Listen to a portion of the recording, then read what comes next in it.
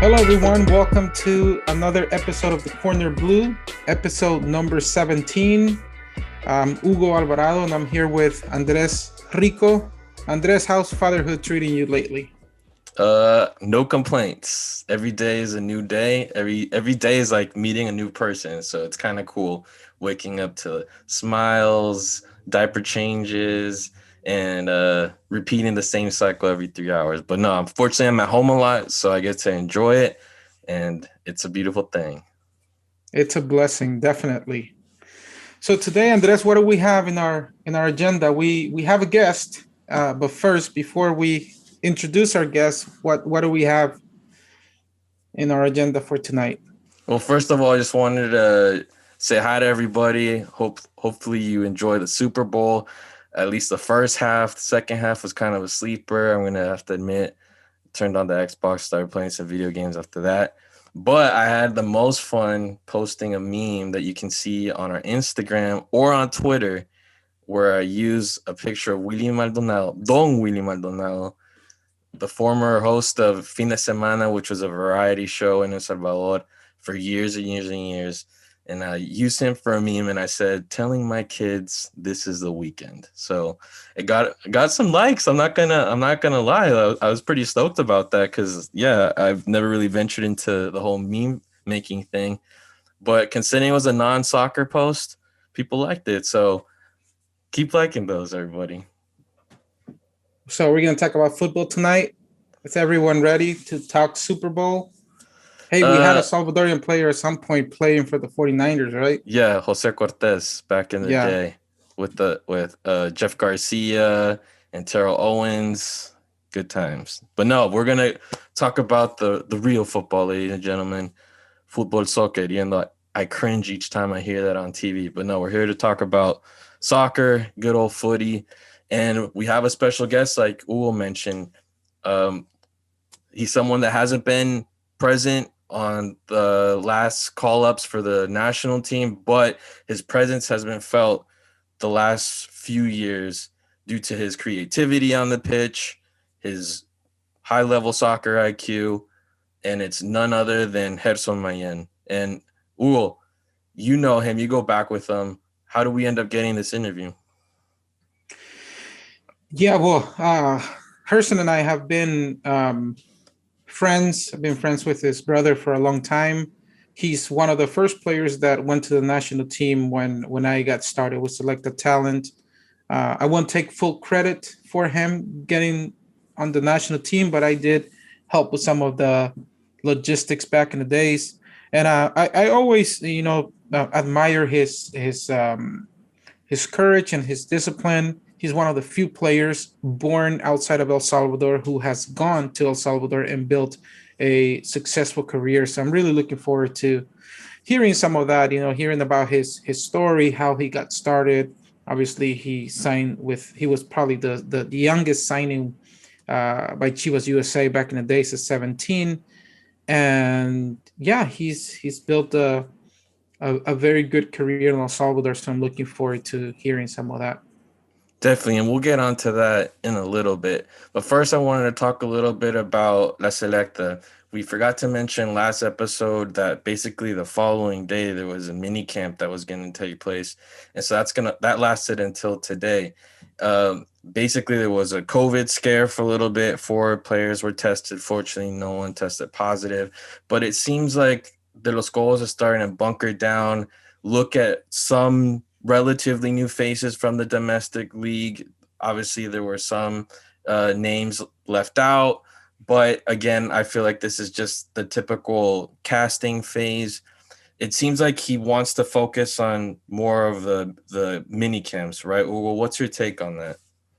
Yeah. Last I heard, the focus was on doing those microciclos, focusing on that, building on the more of the tactical style that De Los Cobos is looking for, rather than looking for a friendly match. Obviously, after the last friendly match against the U.S., that's much needed. Um, I always want to see La Selecta play, so I'm a little bit disappointed about not seeing them play in the upcoming friendlies. But I think there's always positive things to take out of those mini camps. If we if I'm not mistaken, back in the 2008 when the Los Cobos was there. There were a lot of those, and I remember we didn't have a decent hotel at the fast food headquarters. So I remember he was always asking for like nice hotels before every every official match, and the players were getting the very nice treatment, which is always a motivation for the players. So I think, yeah, I think it's a positive thing. I think it's always good for the players to get together and train and you know do those things that didn't happen last year. There weren't any camps, and then we saw what happened when we play against the U.S.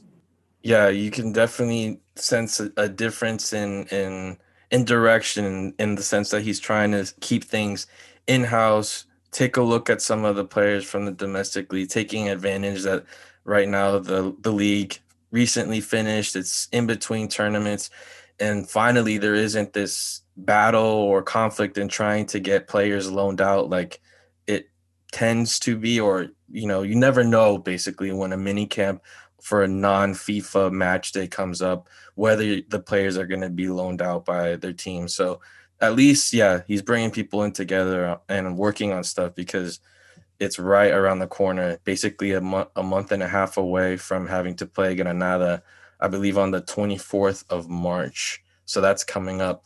And also, the Azulita's been in camp for the last couple of weeks. Hugo Perez at the helm. They've been playing some friendly matches with some of the first division teams in El Salvador, taking advantage of this league break. Have you been watching or following some of those results, Hugo? What can you tell us? Been following the results. I haven't had the opportunity to watch all the games. I watched some of the first game against Metapan, but I haven't had the opportunity to watch the rest of the games. What I'm hearing and what we heard from Hugo Perez yesterday after the 4-1 against FAS is that the guys are training 3 times a day. So apparently it's been a pretty heavy load plus all the friendly matches. So probably one of the consequences of that heavy load physically was the result yesterday against FAS. But I don't have much to say other than it's always good to get those games out. I think it's always good. It's positive for those players to play, to stay active. Um, you don't want to play. You don't want the first game on the 19th of March to be the first game that group is playing together. So obviously not very thrilled about the results, but that's what those games are for. Yeah, and so do you remember what the scores against Metapan ended up being? I think Metapan was 1-0 loss, Then they tied with then Marte tied with 1-1. Marte. Then they played FAS and lost 4-1. And do they have an upcoming match? I think I've heard that they might have a match against Nicaragua coming up. So that will be their first international match. I think that might help in the sense of leaving your surroundings and kind of making it feel a little more official. So hopefully that'll help, change the chip or get the team a little more focused and get a result that will leave them a little more confident leading into, because of course matches like these you can't really look at the score line more than anything, since it's a process that is so young and there's so many pieces still looking to get set. You can't really take these scores seriously. Obviously it's a little bit of a concern when you see a 4-1 against FAS, but again, FAS has a stronger team. It's has El, El Gulit now in its starting 11, who scored a pretty good goal. The defense on the U23s looked a little lackadaisical on that play, where they're just at least 3 poor clearances or missed opportunities to clear the ball, and it just ended up in the back of their net. But hopefully, things are starting to wind down, and we'll see what the final squad will be heading into that tournament. It's still to be seen whether the European-based players will be able to come in. It's also to be seen whether the US-based players, all of them are going to stay. You never know what can happen there. We'll see ultimately what Hugo Perez's decision on that. and taking advantage of news of the domestic league in Salvador.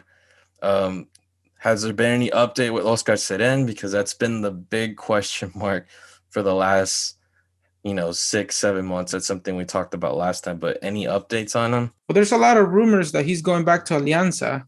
That in fact, I think I read an article today that an interview that Darwin, his brother, gave, and he's confirming that he's going to be rejoining Alianza for this season.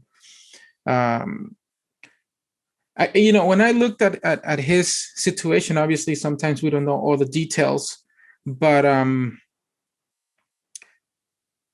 sometimes in life and soccer players, they take risks. Maybe Oscar took a risk. I don't know.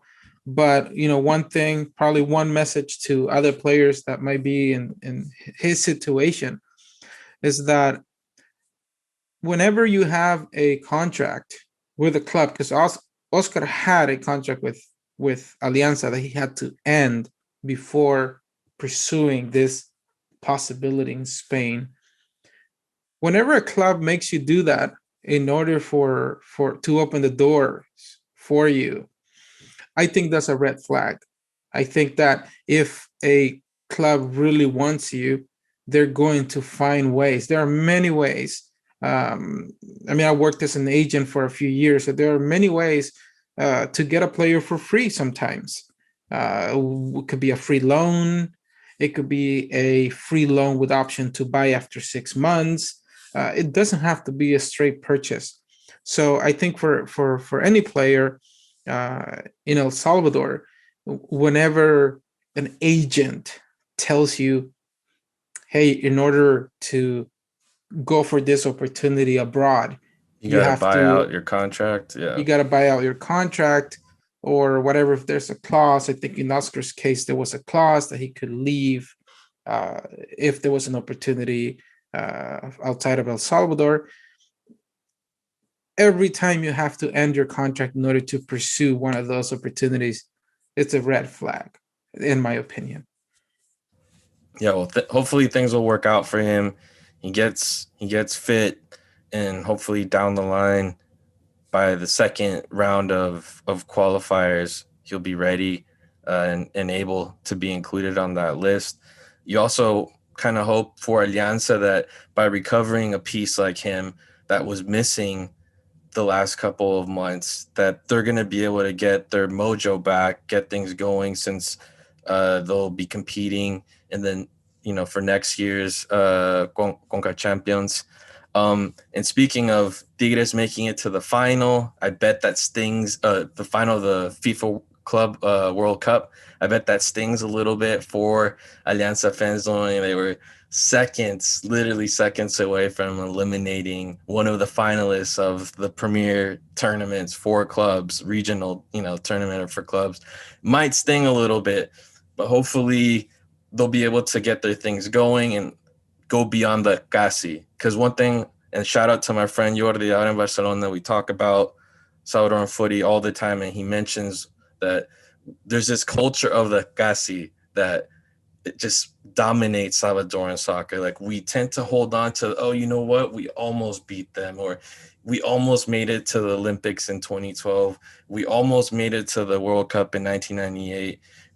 All these what ifs where we just are left right on the brink, and hopefully things can turn around where we don't conform to those things. So I don't know. I don't necessarily agree with some of the posts that Alianza made on social media, like almost like bragging about how they almost eliminated Tigres, but you can't take away the fact that Alianza did a great job in that tournament. They were fun to watch. And the last couple of years, they've done a great job doing that. So hopefully with Oscar Seren, they're able to, take it at least to the next round. So we're going to be hearing those stories for years, right? Remember when we almost beat Tigres? Yeah. Well, hopefully we get over that. Hopefully the story is we beat X team from MLS, got to the next round, or we beat X team from Mexico, got to the next round. And, obviously it's dreaming, but it would be nice to see regional trophies in Salvadoran clubs is trophy case, but I think we're a bit a ways from that. But you never know, considering what Alianza is built on. Maybe they can keep that consistency going, get the right pieces, and break that threshold that they set for themselves the last 2 tournaments.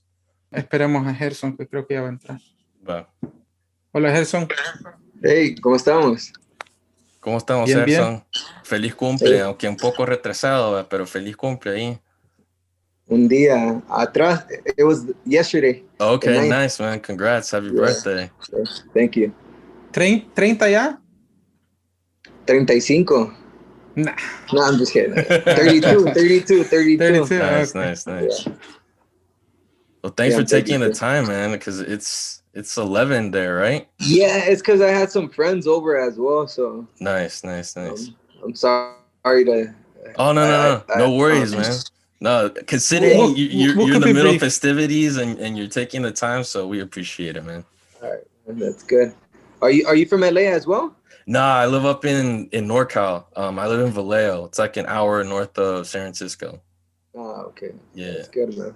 Yeah. Salvadorian, I see you're Salvadorian as well, right? Yeah. Yeah, I've seen some. I've looked you up, so. Okay, cool. Yeah. I was born here. Got to live out in Salvador for like a year when I was a kid, and then just been going back. Oh, really? Yeah. My What mom's part? in the capital. My mom's a teacher, so she got a gig teaching out there. So we moved out there for a year, and that's where I basically picked up Spanish. And yeah. Oh, really? Yeah. So you're fluent like Hugo and like myself? Yeah. Más que yo. No, Oh, I actually work as an interpreter right now. So yeah. Oh, nice, man. Yeah.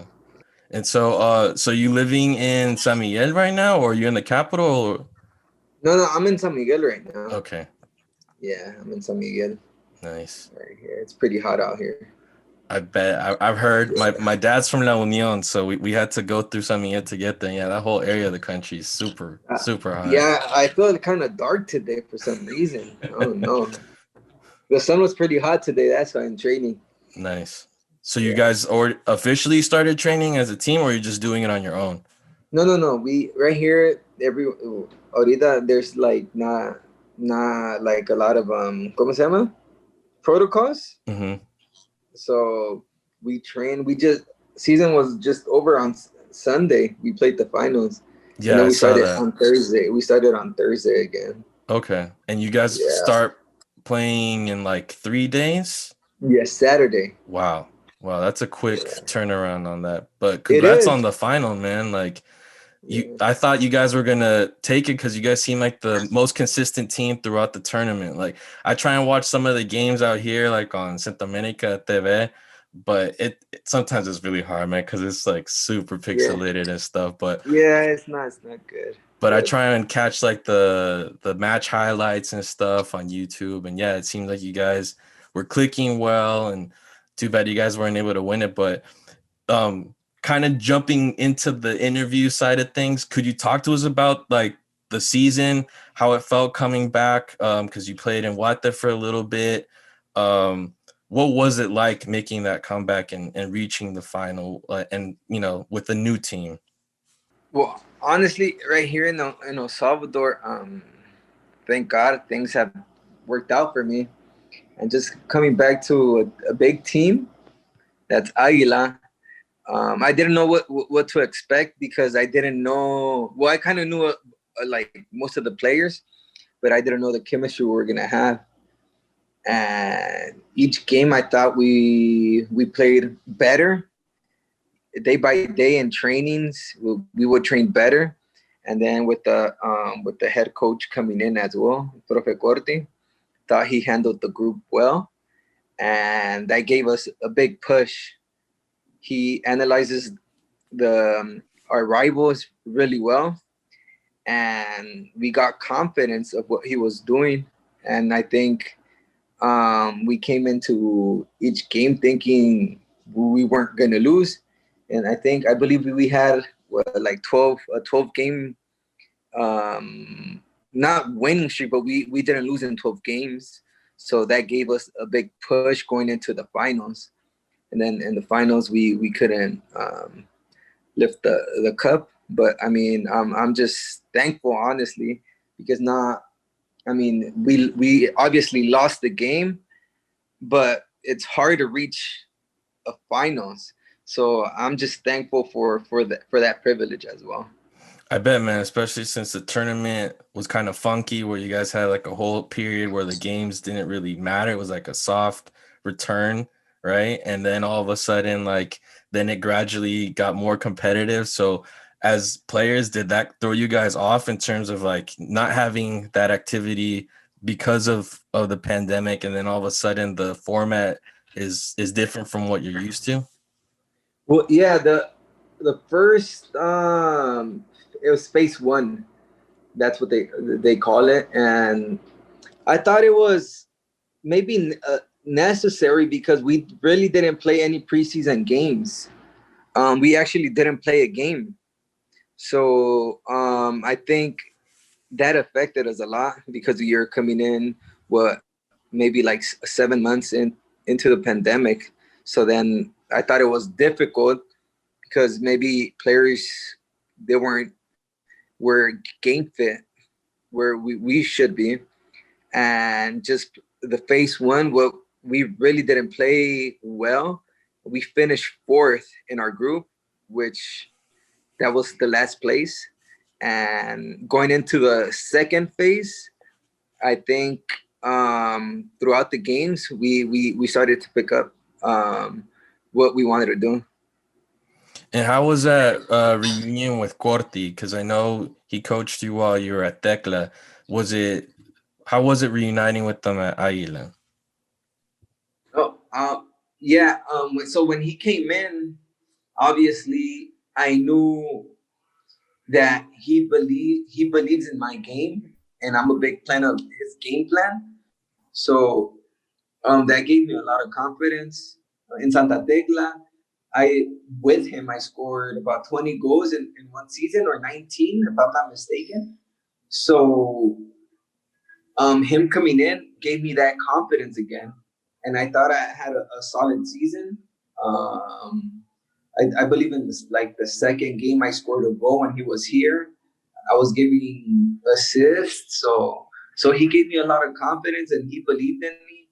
And actually, in phase one, when season started, I was playing as a left mid, and when he came in, he started putting me where he thought I would work best for the team, and that gave me, obviously that's where I like to play, as a 10 or as an 8, or sometimes as a 5. But he needed me as a 10, and I thought I did a solid season this past season. Obviously, that helped carry you guys to the final. Unfortunately, Corti's not going to be with the team for this upcoming season, right? Seems like a couple of pieces in Águila were like up in the air, but you guys got Nico Wall back apparently. So the best to you this tournament. Well, it's on you now. You grill him. Yeah, I thought Gerson had a very solid season, and in fact, I was surprised when I didn't see him in the latest call up because, as I've said many times, I think that there's not a lot of players in El Salvador who have the style that Gerson has. Who can hold the ball and you kind of like set the pace for the game, pause the game when necessary. So I was a little bit surprised not to see you in the list this time around. But yeah, I mean, I agree with what you said. Immediately, as soon as Corti joined Aguila, we could see a big difference in your game style, and that shows the importance of coaches. And I think we've seen it many times, even with the national teams, how a coach like Roca or Lara was there, and then when they brought in El Primitivo, and how like it was like night and day. And when people say coaches don't matter, the players are the ones who play. I mean, coaches do matter, because Yeah. if you can have the best players in the world, but if you don't know how to manage them, or how to position them, it shows on the pitch. I agree with what Hugo was saying. obviously, if a coach believes in you, the player has to respond on the field. You know, like obviously, if the coach doesn't give you that confidence, I mean, there's a chance that you're not gonna show you what you know what to do on the field. And with Corte coming in and some players that are on the team, I thought the team did well. He gave everyone the confidence, and I think it showed throughout the tournament when he was here. And in terms of the national team coaches, we've talked a few times on the show how the system that we saw with Roca, the system that we saw later on with Lara, could you describe it a little bit? Because on the outside, obviously, we look at it, and with Lara, it seemed it was more compact, frontal, like you guys were direct. You guys would set up plays, whether it was a counter or building up on the attack. And there's been criticism about the most recent system that it seems like there's a big buildup from the back, but it's not as frontal, or it doesn't focus enough on like 1v1 situations and moving towards the goal. What's your take? What was that style? What was the type of direction that Lara was giving you guys back then? Because a lot of fans have said, oh, we really missed that style in comparison to what we've seen the last couple of years. Well, yeah, with Roca, actually, I was with Roca for a bit, not for a long time. So I mean, I was in camps and in some friendlies, not now. So I'm not too familiar to what he did, but what I know is that his work is obviously he worked in Europe. He's working in Europe, so the intensity of trainings were impressive. So on game days, you will see that what the team will work. And with Lara, he will give us so much confidence. His trainings were really good. The intensity was really high. And honestly, with Lara, we will play at 4-4-2, so that gives a player more responsibility on the field, because I don't think El Salvador has ever played with two up top. If I can't remember, I really don't remember. What I remember is playing with one up top and giving you this confidence with a 4-4-2. Our shape was really good. We work on our shape. Like you mentioned, set pieces. We'll work on set pieces as well, because when you play the U.S. Or you play Mexico, set pieces are important, because sometimes in a game, U.S. would dominate, Mexico would dominate, and set pieces are fundamental.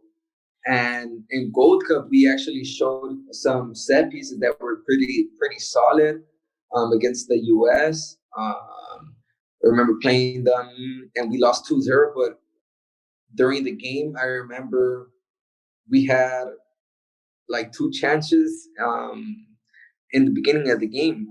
But Lara will give you a lot of confidence. If you would screw up like in a play, he wouldn't scream at you. He will give you more confidence to keep getting the ball. So I think if the coaches and the coach believes in you, I think the national team will be better. And right now with De Los Cobos, I think he works really well as well.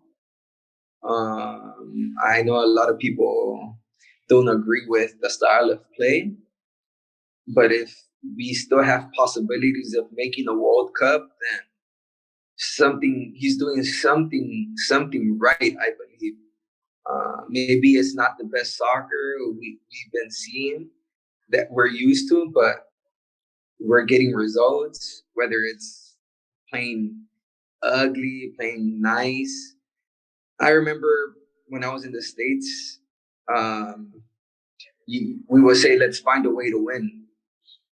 And that's what it is. I mean, if you find a way to win, I think you'll be successful. And I think the national team is having some success.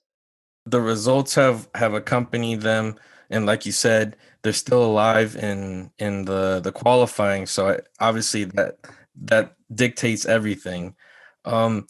You've been out of the team for a while. I feel like last year doesn't really count for anybody because basically nobody played. But it's been a bit for you. Do you still feel like you're a national team player, or are you in contact with De Los Cobos at all? And how do you manage something like that? Because I bet the I don't know if you get fear of missing out, or obviously you're hungry to be there. But how is handling a situation like that? Well, I mean, last season in Guatemala, actually, I thought the team wasn't doing well, and and I thought I was doing really good, but obviously the results wouldn't help.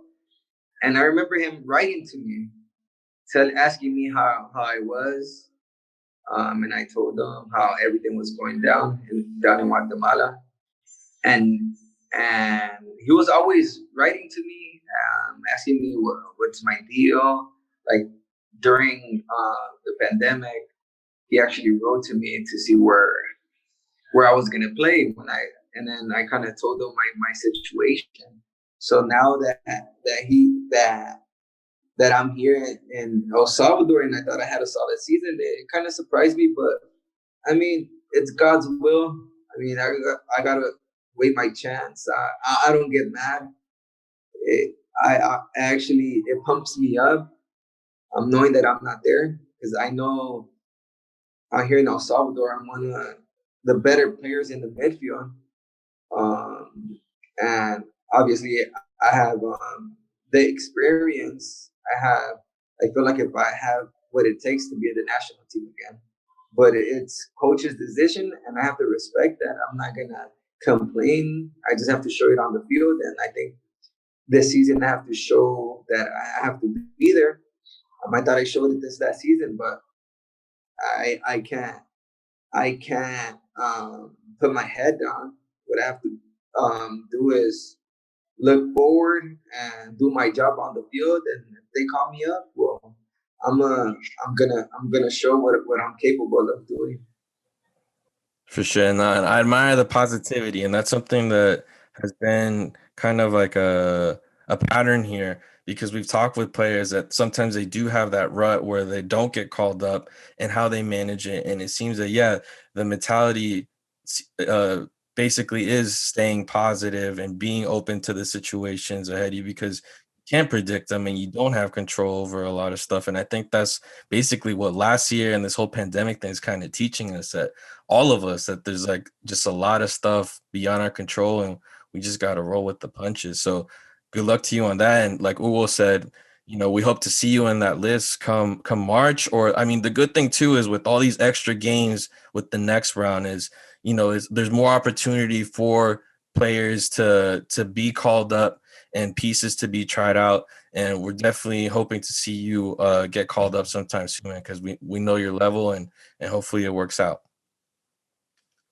Another thing to keep in mind is that it's a microciclo, so the qualifiers are not until March. So there's going to be some opportunities to get some games in, and I think if you keep showing your level and keep your level up, the opportunity is going to come. And soccer is that way. I mean, remember Puñet was out for a few years, and it's like you just have to wait for your opportunity and take advantage of it when you get it. And I think that's one of the beautiful things about the sport, that it can change like that. It's like if you get that shot, you take advantage of it, things can turn around very, very quickly. And staying positive, having that positive mindset, and taking all of those situations that may appear negative for some people, but you can easily turn it into a positive and use it as motivation, and you can definitely switch that around. Yeah, I agree with what you're saying. A player, sometimes mentally a player's not ready, but as I've grown as a player, like now I know how to manage myself. Maybe when I was a bit younger, I would have maybe complained, but you know what? Like it's not something that is gonna piss me off or anything like that. I just, like I said, we just gotta stay humble, keep working, and your opportunity is gonna come right here. I have a friend that set out throughout the whole season and played the most important games, which was the semifinals and the finals. So as a player, I have to be ready. Maybe they won't call me up in March. Maybe they'll call me for other games, and I got to be ready. I got to stay fit. Right now, I'm actually trying to diet, trying to lose a couple pounds. And right now, I'm actually feeling better than when I was younger because I'm taking care of myself a little more. Your birthday was recently. How much longer do you see yourself playing? Because it almost seems like the lifespan or a career is getting prolonged more and more. Obviously, you see Cristiano, see Zlatan, Zanetti back in the day of those prolonged careers. How much longer do you see yourself playing and competing at a high level? Well, my thing, if I take care of my body, I could maybe play 37, but I'm thinking more of like a year less, 36. But if I feel good, then obviously I'm gonna try to play as long as I can. Obviously, it's not. I don't want to hear about retirement because it's kind of scary because I don't know what's after soccer. Obviously, I want to be involved in soccer. So I want to be a coach. So after soccer, that's what I want to be. But I see myself maybe playing 4 more years. Well, hopefully that works out, man. And moving on, do you think you could break down give an analysis of the Salvadoran league of what you've noticed comparing it to the other places you played in, like MLS, like the Liga de Ascenso and Guate? What are how could you break down the league in terms of the level and the idiosyncrasies, just the different nuances between the different leagues you participated in? Yeah, well, first, obviously the fields are way better where I've played. MLS, you can't compare anything to that. I believe maybe Mexico, but Mexico was nice as well. Nice fields, nice lockers. Obviously, you played in big stadiums, just like in the United States.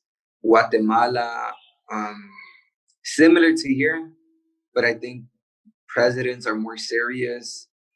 They take care of the players, and we're just not down the street, but they're like down, like they're right next to us, you know. So, and then here in El Salvador, you see the fields, you see the locker rooms. It's amazing, man. Sometimes, like when I go to these locker rooms, like Firpo's locker room, you got Municipal Limeño's locker room. You have, including Paz, their locker room is not nice. Sometimes we don't have water, like even to shower. We have buckets to like shower. So that affects a lot of the things out here. I mean, the speed of play, honestly, in El Salvador, a lot of people will say it's super slow, but once you're obviously on the field, it's a little different. The intensity, it's pretty good. There's good soccer players. Um, there's a lot of good things out here, but those things I've mentioned, players don't see themselves where they see themselves as a professional. I feel they see themselves like a street soccer players. So because the way they get treated as well. And Guatemala, Mexico, the US, there's players right there. They believe in themselves and they feel like a professional because they have everything. They have, including, I'm gonna just say little things like Powerade, Gatorades, that things we don't have here. They have good fields. They get treated better.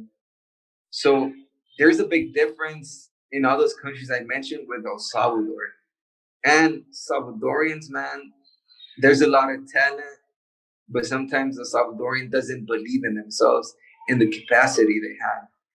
And mentally, they're not strong enough as well. I speak to a lot of my friends, and I just hear them, and I just try to like tell them that they're capable of doing more things, playing out of El Salvador. So I mean, soccer wise, I feel we're not too behind, but all those things I just mentioned, it's like makes you sometimes even give up on what we're doing out here. Because I've been here for so long that I see the same things over and over again. And you get tired of this, but I got used to it already. So I'm not going to be complaining about it anymore because I can't do nothing about it. And what's some of those idiosyncrasies or culture shocks that you had when you moved to El Salvador? I know Hugo wants to ask you about this, basically about your transition and how was it. He'll get into it, but right off the bat, what are some of like the culture shocks or idiosyncrasies that you felt when you decided to go play in El Salvador? First, obviously, well, you're talking culture-wise, like soccer-wise culture, or soccer culture, but then also just in general, like how much time had you spent in El Salvador up to that point? Had you lived in El Salvador at all? No. I didn't know nothing about El Salvador, to be honest, like that. I came here when I was a kid, but just living out here is way different. The way players get treated here is not the right way. So I was kind of shocked because I was coming from the States to El Salvador. There's a big difference. I remember playing football. In Usulután. It started raining, and I'm like, hey, like, where are the jackets? Are we going to get jackets? Because in the States, obviously, you get everything. And everyone started laughing, like, because I didn't start that game. I remember I asked for a jacket, and they started laughing, and then they're like, no, like, we don't have that here. Like, if you want a jacket, you have to bring yours. And that was kind of shocking. And then after the game, I asked for some sandals and a towel, and you have to bring that in as well. When in the States or in Mexico, you don't, like, you just have everything there for you. I mean, that was kind of shocking to me, but man, I got used to that. And then the other thing is, like, after that game, I still remember the game finished, and the whole all the fans just like ran to the field, something I've never seen before. So that's kind of like, that's not what I was used to. And then obviously you have the food. You just got to get used to everything. I remember being at Boss. I wanted to leave like after the first month. I kept calling my dad that I wanted to leave, but I mean, I wanted to do what I loved, and that was to play. And then, yeah, I've been here for about, I believe, 7 years, 7 to 8 years. So, I mean, that's kind of shocking, I guess. And then obviously you have the locker rooms that you just see, and then you shower with buckets. Like, I just see a lot of things that is kind of like new to me still sometimes. Or when you have to use the restroom, there's only one restroom. And then you have to get the water to flush the toilet and all of that. So that's kind of what we live out here. I'm speechless.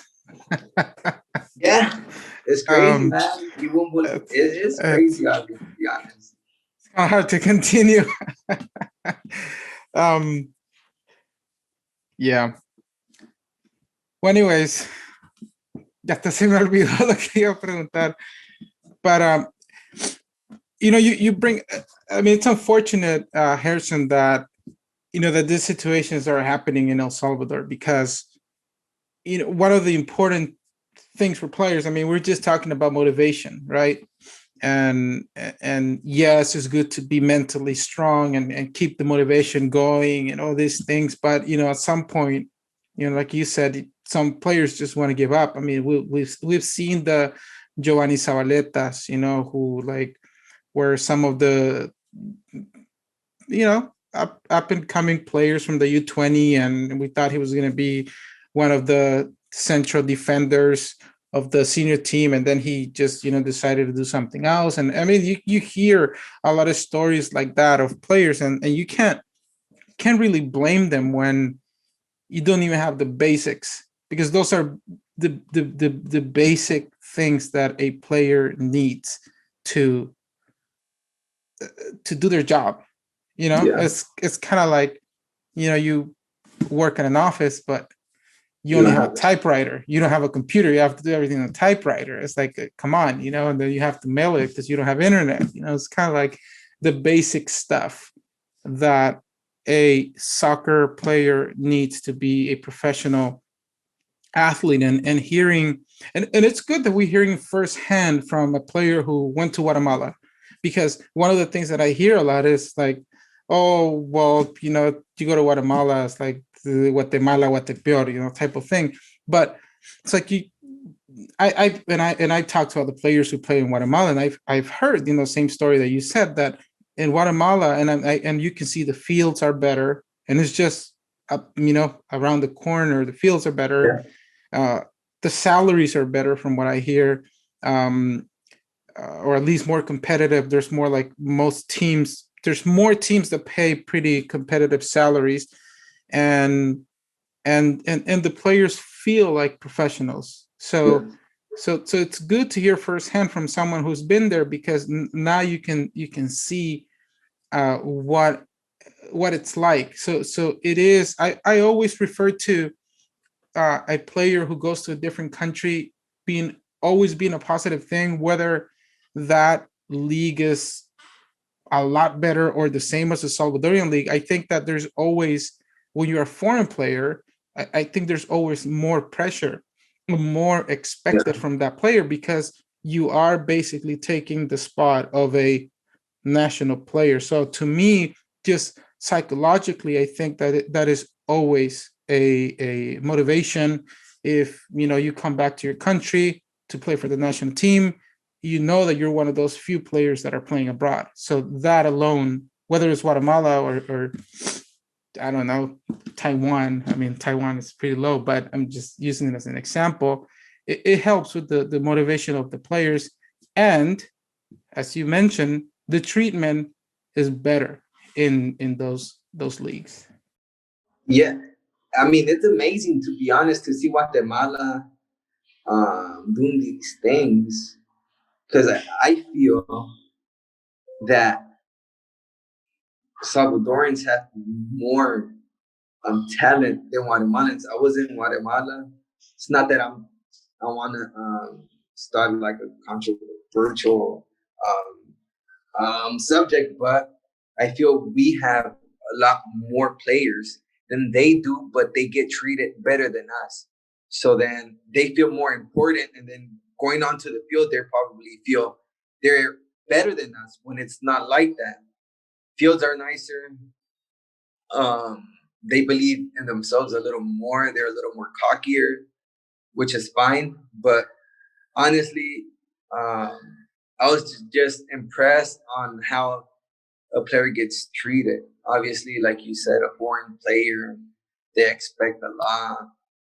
But I mean, like myself, I went to Mexico, to Guatemala, but I experienced that, and I think a lot of players should do the same. And I think they have to get out that comfort zone, because here in El Salvador, obviously, all these things that we just mentioned, players don't feel the way they should be, but when they go outside, they see a big difference. So I think if the soccer wants to grow out here, we as players have to believe in ourselves and ask for more things, because there's little things that we can ask for, and we can make a difference as well. And I think we just gotta keep going, believe in ourselves, and as a national team, también believe in ourselves, that we can reach the goals we wanna reach. Yeah. For sure. And now that you've mentioned that you're in El Salvador for so long, do you feel like more Salvadoran now that you've spent so much time in the country? Like when you're on the pitch, do you think in Spanish when you're playing? Like, what are some of the things that have changed from your experience being out there for so long? Because I feel like, and this is what Hugo had mentioned before, where you are the example of a Salvadoran born in the U.S. that's been able to go back to El Salvador and be successful. And he was hoping that you could basically kind of share what does it take to be successful, or what would you recommend for players born in the U.S. that are looking to a league like El Salvador to take the next step in their career? How have you found that success? Well, when I'm on the field, I obviously soccer, it speaks by itself. You don't have to speak a different language, whether it's Spanish, English, French, wherever country you're from. On the field, what talks is the talent and what you're thinking prior receiving the ball. There's little. I mean, obviously, my Spanish has gotten better being out here, and there's a few interviews I've done in English in a long time. To be honest, I'm not used to doing interviews in English. I'm more like Spanish now, so that has changed a lot in me. But I mean, the success comes by putting in the work. Obviously, I just don't. The success doesn't come by not doing anything. Obviously, you have to do something for that success to come. And I think going to the gym, doing little things to make you better. Sometimes you like here you don't have a gym in the stadium, but you go to a gym.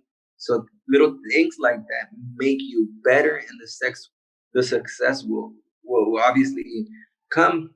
And then staying humble. Don't and I think that's the most important thing. I since I've been here, I've never been cocky. I've always been the same person I am, and I think the success comes with that. And obviously, when you put your faith in God, God will obviously guide you and help you prevail. And and I think all of this that I'm saying has helped me grow as a player as well. And the players that want to come out here and play in El Salvador, it'll be tough because it is tough, to be honest. They won't get used to living out here, but mentally you have to be strong.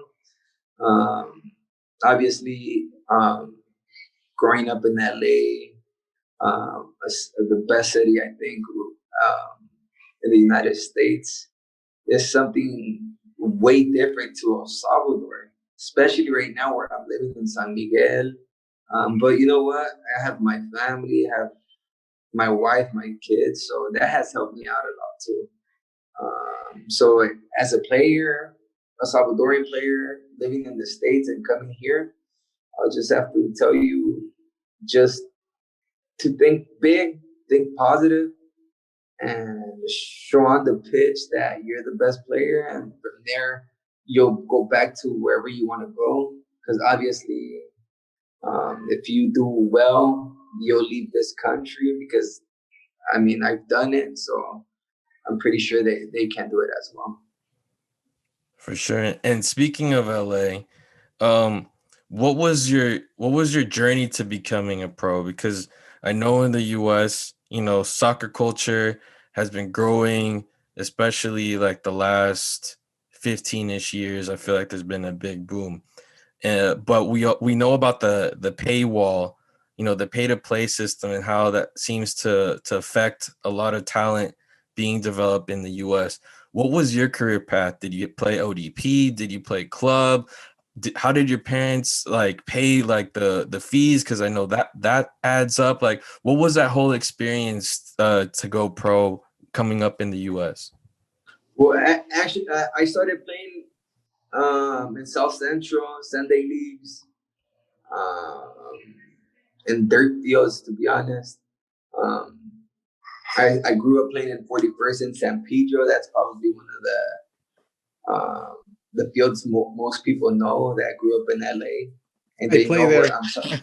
Yeah, you I see, know what you're talking about. I play there. yeah, so it's like that field, Hugo could tell you that field was crap. But and then from there were scouts looking at me in State Cup, Open State Cup, because there was Open and then National Cup. That was the same thing, but I was in the lower division because we played there with my Sunday league. And then from there, they saw me and they called me into an ODP tryout. So then everything started there. All these scouts started seeing me from different teams, and I ended up playing in some team called Altaloma Arsenal. We had success there, and then I did U15s with the US as well, because I went through the ODP program, ODP regional team, and then the national team. And then to not make the story so long, I ended up in Chivas USA Academy, from Arsenal to the Chivas USA Academy. And from the Chivas USA Academy, the head coach at the time was Pregi. He went to a Copa Chivas that we had down in Mexico. He saw me there, and then from there he invited me to a preseason. And then in that preseason, that's where everything happened. That was in 2008. So in 2008, I signed my first professional contract, and my first year I didn't play a lot, and then from there I started playing. The next following year I started playing. So that's kind of my journey to becoming a professional soccer player.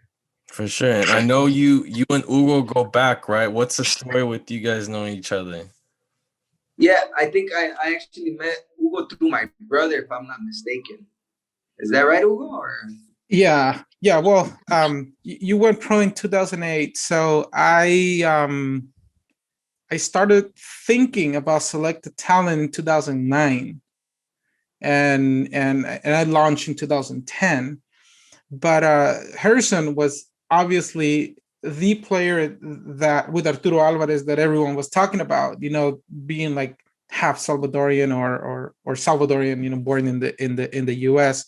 So obviously, me as a fan back then, I was following all the players, and like I always wish that Gerson would play for the national team for El Salvador. And then when I launched Select the Talent, your brother reached out to me. And I think he told me that he was your brother, that he worked with players, and that he wanted to help however he could. So that's kind of how we met, and we started talking. I actually saw you at the Coliseum when the Selecta used to play. I saw you there. I never approached you, but I saw you watching the games there too. So yeah, that's how I met Gerson, through his brother, but it was also through Select the Talent. When you went to the U23s, I think when El Tuco was there, Yeah. I think you trained with the U23s, and I kind of helped you out with the Salvadorian consulate and get your passport, and yeah, that's basically. You also did videos, right? Select a Talent. I started making videos. I made videos of you, and yeah, I remember. So that's how I met Hugo. Yeah, and I appreciate Hugo también, not just for myself that he helped out, but he also was always trying to help out a Salvadorian out, which is rare to find. And I think he's doing a great job. And now that I think you're working for La Fest Food as well as a scout, yeah. As a scout, I think that's even perfect, man, because we need people like Hugo to look for talent. I mean, if you see everything here, there's players coming in from Europe now, and that's a good thing that we have like a scout like Hugo helping us out, man, because obviously El Salvador wants to get back to a World Cup, and with the help of like Hugo and Diego as well, Diego Enriquez, those, I think we have a good chance of calling in all these players that are in Europe and to check them out. And I appreciate you, Hugo, for doing that, because I think as a selección, if we want to grow as a national team, think we need people like you guys. Thank you. Yeah, I mean, it's my pleasure. I mean, it's hard sometimes. It's kind of hard to grasp the whole thing. Where like I'm talking to you right now, and like 10 years ago, like you were one of the players I wanted to play for El Salvador, and like I was trying to think, what can I do to get to this player, and it's interesting because I also went to high school with I think your cousin Moises Linares. So it's kind of like like I was connecting the dots. Like I knew Moises in high school, and then now he works with Telemundo, and then I met your brother, and then I also when I was working as an agent, I was trying to like help you out with teams and things like that. So yeah, that's true. But I mean, I have to give it to you. I mean, Andres already asked the question, but it's rare to see a player go from the U.S. to El Salvador and build a pretty solid and successful career, because that's what you've done. I mean, I think that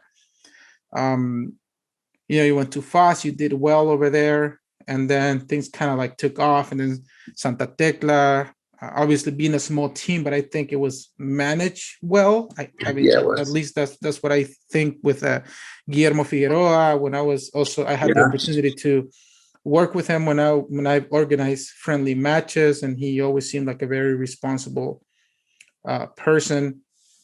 So yeah, man. I mean, I wanted to ask you another thing. Now, it's I think that people forget that I don't want to take all the credit, but the reality is that prior to me starting Selected Talent, it was like one player here and there who was born in the US who happened to play for El Salvador. Now it's kind of like a given. Like we have a U17. Yeah, let's see players from the US. We have a U20, and you see it now. I mean, the U23 has 4 plus 2 more coming. So it's becoming more of a normal thing to see. But when you went over there, did you ever experience any situation in which you felt like other players or maybe other coaches from other teams were in a way kind of looking down at you or discriminating against you because you were born in the US? Well, to be honest, I'm more I'm a chill person, to be honest. I don't see it like that, but yes, there'll always be I will feel like some type of way. Especially when I was in bus. The older players, the older players that were there when I was there, they kind of had their little group, and like in training, sometimes they try to hit. Since I'm not from there, and I'm not used to getting hit the way I was getting hit, they would try to punk me. But I mean, as a professional, I would stay quiet, not say anything, and I think that helped me out a lot. I grew as a player, and now I get so much respect just like on the street now. Now they feel like if I'm a Salvadorian 100%, obviously I feel like I'm a Salvadorian 100%, but I was born in the States. But now they see me as, if you say my name, now everyone knows who I am, but you earn that respect, like showing it on the field. So in the beginning, it was a little tough for me. That's why I kind of wanted to leave as well. I remember players wanted to fight me, but I mean, and I felt that I don't know how to say, maybe not hating on me, maybe I don't know what they were doing, but they felt some type of way towards me, but I never let that get to my head. Kind of like a target. Yeah, that's how I felt, to be honest. Even in the national team, I remember, I'm not going to mention names. There was 3 players in one training that they all like got together and said maybe I want to hit this guy, and they were from the same team as well. And then they wanted to hit me, and I'm like, what are you guys doing? You guys are my teammates, you know? Like, hit someone else, like not someone else on the team, but whatever team we're gonna play, like, you know. And I did tell them that because I felt that they were bothered by me. I'm not sure, but there's little things that sometimes I don't even understand. I didn't even understand back then, but now I don't see that anymore. Now I feel loved out here. That's tight, man. Yeah, and that whole concept of being a target because of like being different, it's also come up too. Like Deo Coca was mentioning to us that when they came back from the U20s World Cup, that they felt like they had like, you know, extra attention or they had a target on their back just because they had that experience. And I think that's part of the culture that we got to prop each other up, you know, rather than, you know, cutting down at each other. Cause I feel like that's something that's way too common in Salvadoran culture where we put each other down rather than building each other up. But I'm glad like things have turned around for you. And I mean, you seem very confident with the way things are going now. And to hear how that you wanted to bounce back when you first started out, like, that's cool that you've been able to cement your career, man. And then we don't want to take too much of your time because it's already been almost an hour, man. But to close out, and I don't know if you want to add anything before I ask the closeout, Hugo. Just wanted to ask for any goals. What are your goals for the next 2 years? You know, I mean, and obviously you want to go back to the national team. You just turned 32 or 31? 32. I just turned 32. 32. Do you still have, you know, hopes and ambitions to maybe come back to the US, whether that is USL or MLS? You already shared that you want to stay involved in the sport as a coach. That's a great thing to hear. But you know, what are your short-term goals, short-term and mid-term goals for? Well, right now my goal is obviously to be a champion this season coming up. Scoring some goals, assists, and obviously get called up to the national team. And I do see myself playing out outside of El Salvador again. Actually, an agent had just reached out to me asking me if I wanted to go to this place, and it was a for sure thing. But right now, I don't have in my contract that if something comes up, I can leave. So I just have 4 more months to go, and I think that at the end of this tournament, I will be going somewhere, and those are my goals right now. But my main focus is staying here, doing good, getting called up to the national team, and then thinking about leaving in May, and hopefully something comes up. Now to wrap up, what have been some of like your favorite moments playing for La Selecta and contrasting them like with some of the lower ones? But what are those memories that you're gonna share with your kids, your grandkids, your nieces, nephews when they ask you how was it playing for La Selecta? You know, every game that I've played in the national team have obviously been a blessing.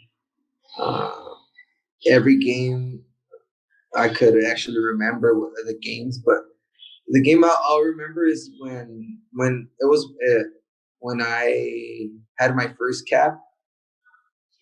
I believe it was versus Belize. That's a special moment for me because that was my first game. That was in La Copa UNCAF in Costa Rica in 2013. And then also is always playing against the U.S. Gold Cup 2013. I believe, 2013. We actually lost that game, but it's something that I love, and I will mention that to my kids, to my grandkids. And then there's a lot of games playing in the Azteca as well. Something amazing. Even as a child, going to Old Trafford and like stepping on that pitch and going to play these tournaments. I mean, there's a lot of things that I would mention to my kid and to my grandkids if I get the chance to see them. And then just I think those are great memories. And then obviously winning championships here in El Salvador with Santa Tecla, because that's where I won most of my Titles? yeah, the titles. That's the word, titles. So something amazing. And I think just being out here as well, because just being out here is something that I didn't even think I was gonna like do. And there's like these are memories I'm making each day, and I think that I will tell my grandkids and my kid. Obviously, well, my kid is a little big now; he understands, so that's a plus. So I don't have to be telling him anymore. All right, and last question, because I feel like there's so much we could talk about, like especially the time with Tecla, because so much happened during that time, and I think we'll just have to say that for another moment. But LA Pupusas versus El Salvador Pupusas, what's your pick? I mean, I'm not a big pupusa fan. I eat pupusas, but I mean, LA pupusas, they're pretty good too, man. There's really good places, to be honest. A lot of people say El Salvador, but I mean, obviously I'm gonna stay with El Salvador pupusas. But LA has really, really good pupusas as well. Right, Hugo?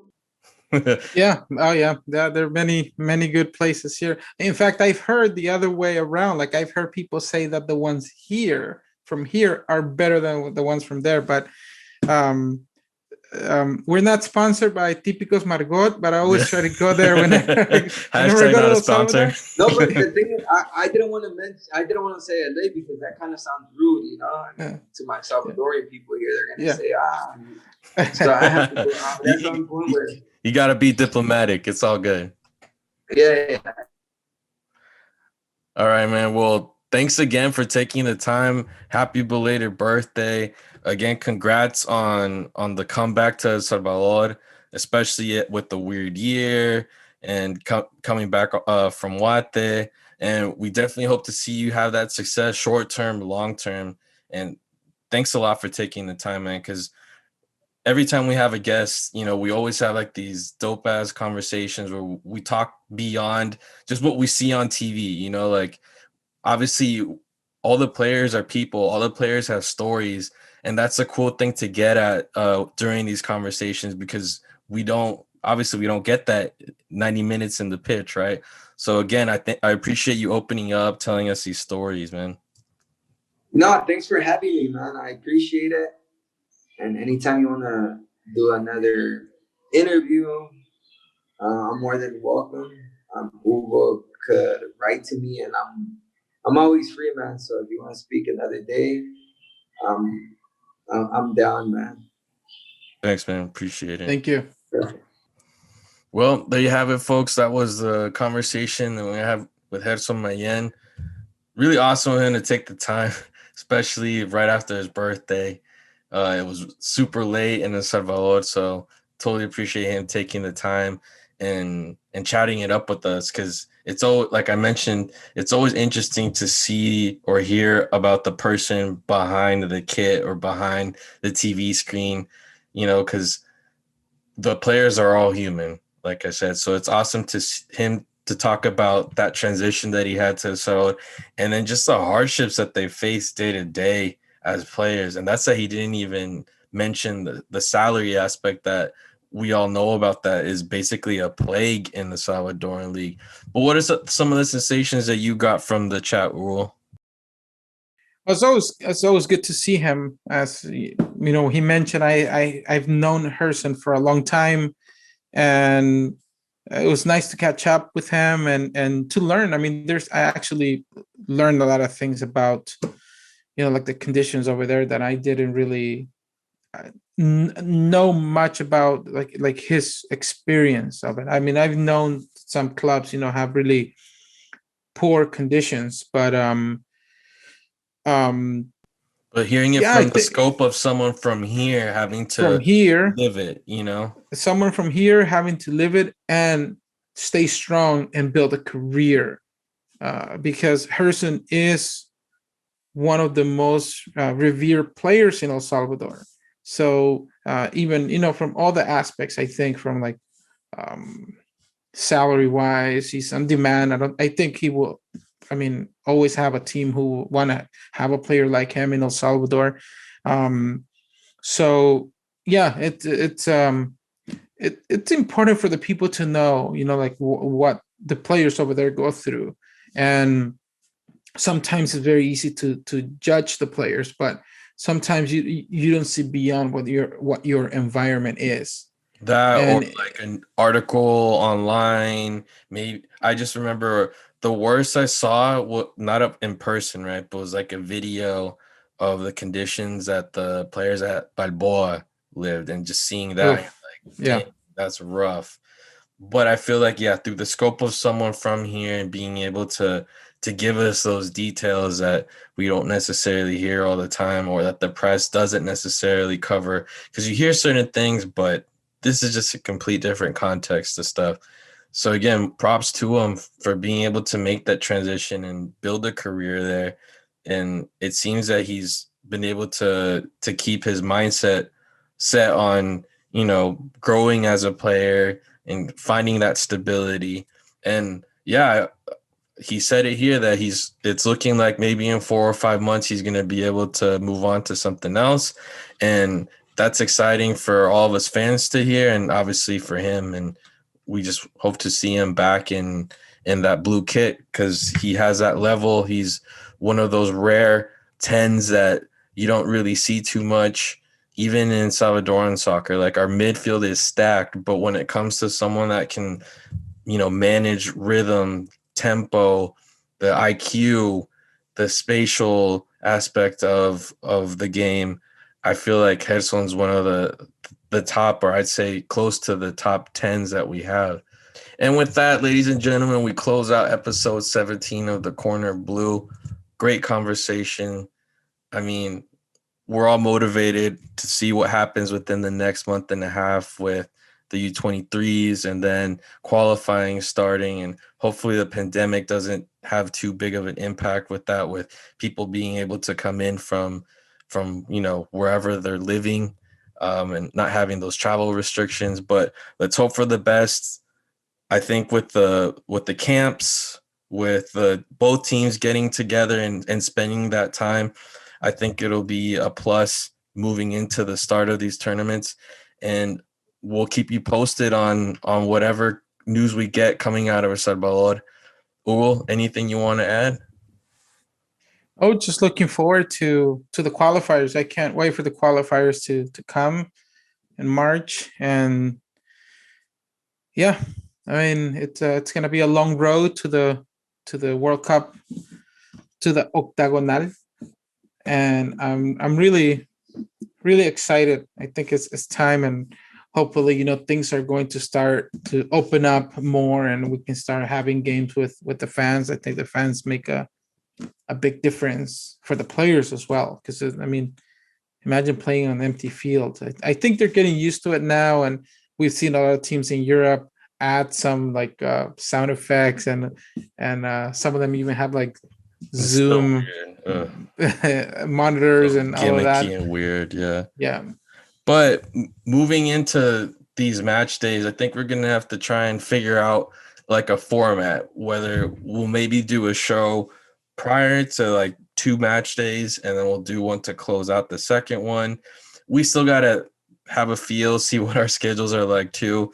I remember a fan mentioned that they would like us to do like a watch along feed with some of the matches.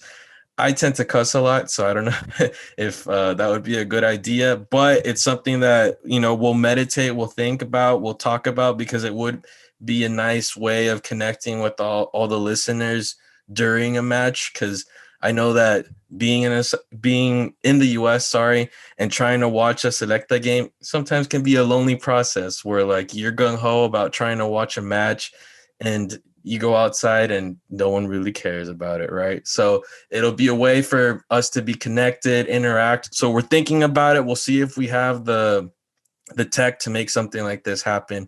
But what are some of your ideas? Would you like us to do like a pre-match, post-match episode, or do you think we should do it in a block? What's something that you would like? If you can, hit us up on Twitter at CornerBlue. You can hit us up on our Instagram as well, and let us know what kind of format would you like us to do, because we also don't want to bombard you guys with episodes, but if you guys want that, we're down to do it.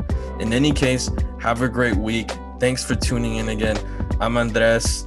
That's Hugo to my left. I think it's to my left on the screen, but anyway, thanks again, and we'll be talking soon. Have a good one.